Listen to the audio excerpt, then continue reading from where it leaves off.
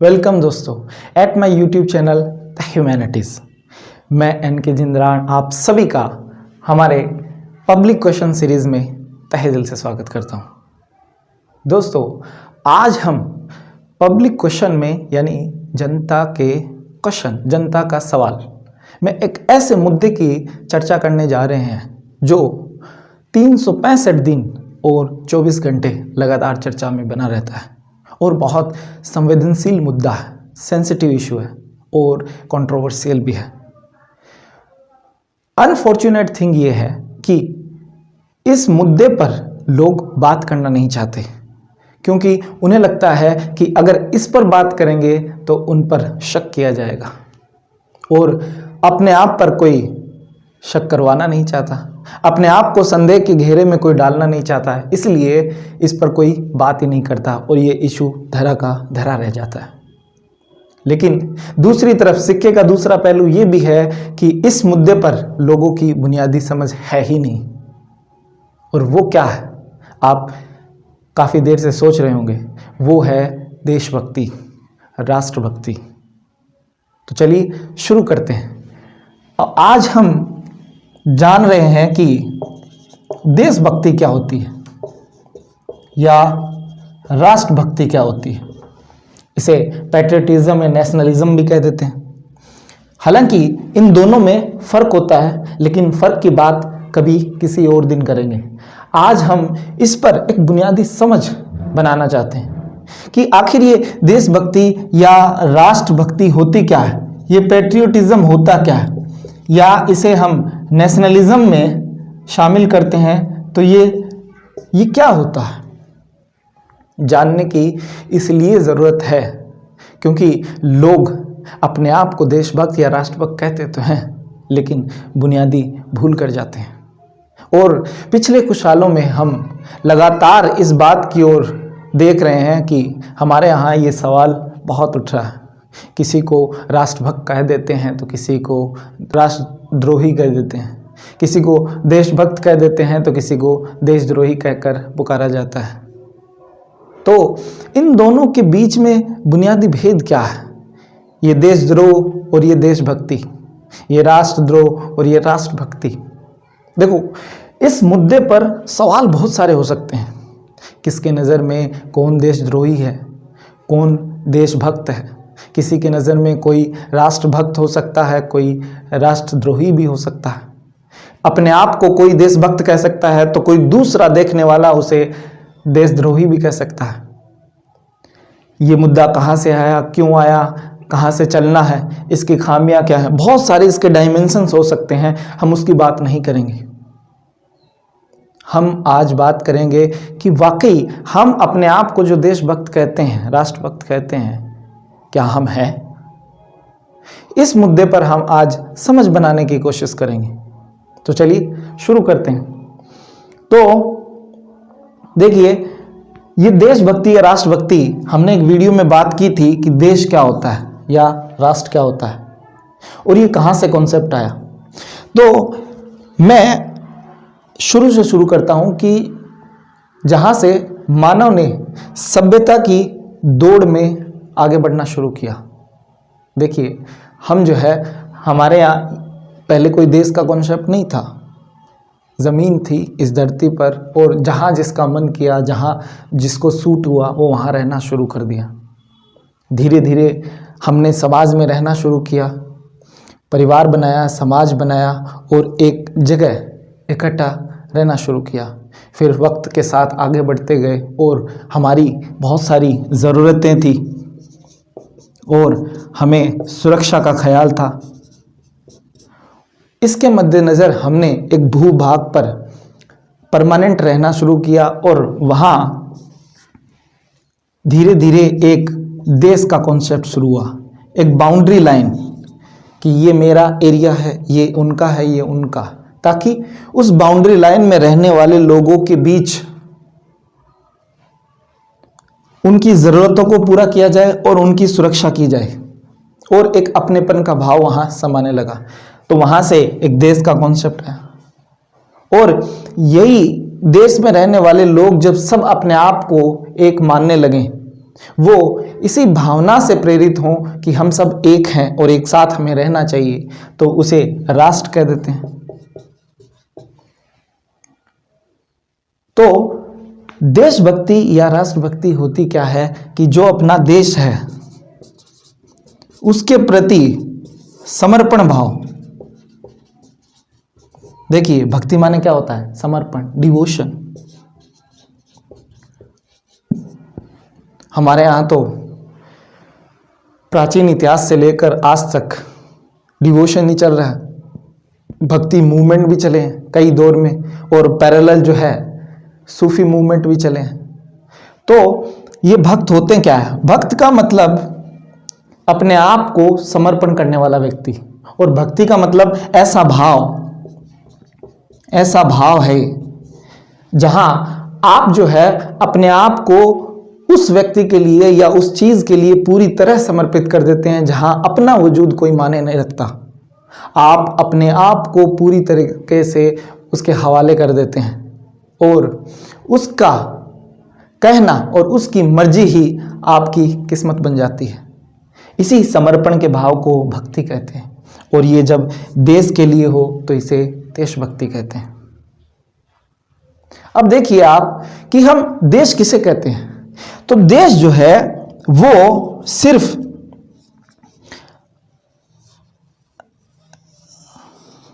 देखिए, मैं मैप में इतना अच्छा नहीं हूं, लेकिन एक रफ मैप बना देता हूं। देश कोई बाउंड्री का नाम नहीं है। देश कोई सीमाओं से घिरा हुआ भूभाग का नाम नहीं है। देश सिर्फ जमीन का नाम नहीं है। देश क्या है? देश बनता है इसकी आबो हवा से,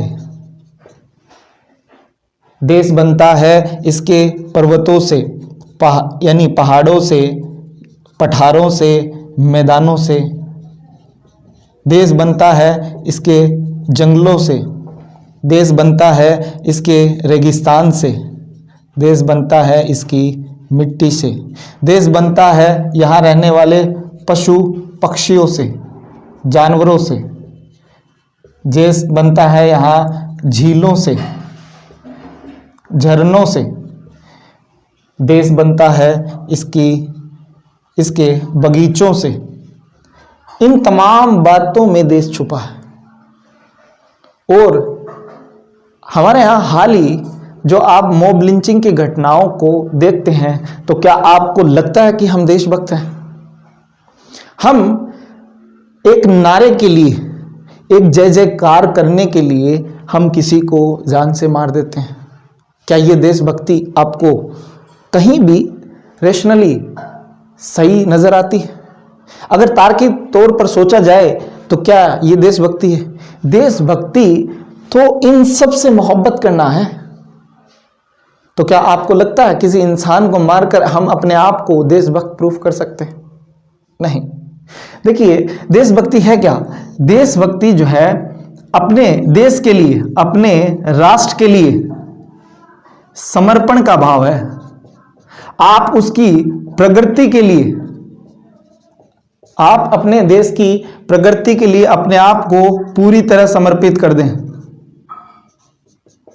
आप जो है उसकी प्रगति में योगदान दें, आप उसे प्रेम करें, आप उसके प्रति निष्ठावान रहें।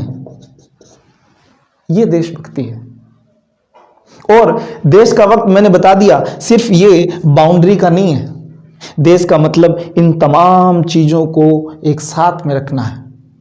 देश का मतलब उस देश की सीमाओं में रहने वाले नदी, पहाड़, पर्वत, मैदान, पशु पक्षी, जंगल, हर चीज के प्रति जब आप समर्पण भाव रखेंगे, उससे लगाव रखेंगे, उससे मोहब्बत रखेंगे, तब आप देशभक्त कहलाएंगे। और हम क्या कर रहे हैं और हम आसपास क्या देख रहे हैं कि हम किसी के लिए किसी और को नुकसान पहुंचा देते हैं। किसी एक बात के लिए किसी दूसरी बात पर हिंसा करने पर उतर जाते हैं। क्या वो आपको लगता है कि वो देशभक्ति है? देखिए कहाँ नजर आती है। तो देशभक्ति तो अपने देश के प्रति प्रेम भाव को कहते हैं। उसकी प्रगति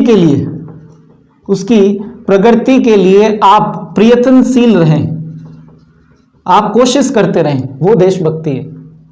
आप उसमें रहने वाले लोगों के प्रति प्रेम भाव रखें और उस देश के लिए निष्ठावान रहें, ये देशभक्ति है। आप अपने देश के लिए जिम्मेदार बने, ये देशभक्ति है। समझ रहे हैं बात को आप, कि हम किसे देशभक्ति मानते हैं और वास्तव में देशभक्ति या राष्ट्रभक्ति होती क्या है। हम किसी को पकड़कर उससे पूछें कि राष्ट्रगान आता है या नहीं, आना चाहिए। हम किसी को पूछते हैं कि राष्ट्रगीत आता है या नहीं, आना चाहिए। लेकिन नहीं आए तो क्या वो देशभक्त नहीं है? क्या इसी बात के लिए उसे मार दिया जाए, या इसी बात के लिए उसके साथ नफरत के मनोभाव से मिला जाए, या इसी बात के लिए उसके साथ हिंसा की जाए, क्या ये देशभक्ति होगी? नहीं, ये तो अपने देश को हम नुकसान कर रहे हैं। तो देशभक्ति तो हमारा जो समाज है उसको जोड़ने वाले भाव में निहित है। अगर हम समाज को जोड़ते हैं और एक दूसरे के साथ से सामंजस्यपूर्ण रहते हैं, सामंजस्यपूर्ण हम साथ साथ रहते हैं, वो देशभक्ति है। देशभक्ति हमारे जो कंपोजिट कल्चर है, हमारा जो कंपोजिट कल्चर है, यानी हमारी जो साझी संस्कृति है, उसे बनाए रखना देशभक्ति है। तो क्या हम एक दूसरे से नफरत करके और एक दूसरे पर लांछन लगाकर या एक दूसरे के साथ हिंसा करके अपने आप को देशभक्त कर रहे हैं? आपको पता है, जहां हमारे संविधान ने हमें मूल अधिकार दिए हैं, वहीं हमारे संविधान ने हमें मूल कर्तव्य भी दिए हैं, मूल कर्तव्य भी दिए। और उस मूल कर्तव्य में एक कर्तव्य है कि हमारी साझी विरासत को हम संजोए रखें, उसके आदर्शों को, उसके मूल्यों को हम अपने आप को समर्पित करें और अपनी आने वाली पीढ़ियों को बताएं, उस पर फक्र करें, महसूस करें। ये देशभक्ति है। देशभक्ति किसी के चेहरे में नहीं होती, किसी के कपड़ों में नहीं होती। हमारे यहाँ कहावत भी है कि जोगी कपड़े रंगाए मन ना रंगाए। तो कपड़ों में देशभक्ति नहीं है, दाढ़ी में देशभक्ति नहीं है, बालों में देशभक्ति नहीं है। देशभक्ति दिलों में होती है। जब आप अपने दिल में पूरे देश के लिए जब एक समर्पण भाव रखेंगे, जब एक प्रेम की इसमें किरण फूटेगी, जब इसमें एक फूल खिलेगा, तब आप देशभक्त कहलाएंगे। तो हमें इस बात की जानने की जरूरत है कि वास्तव में जिसे हम देशभक्ति समझ रहे हैं और जिसे देशभक्ति समझकर हम जिनके लोगों के साथ जैसा व्यवहार कर रहे हैं, क्या वास्तव में वो देशभक्ति है? नहीं। हम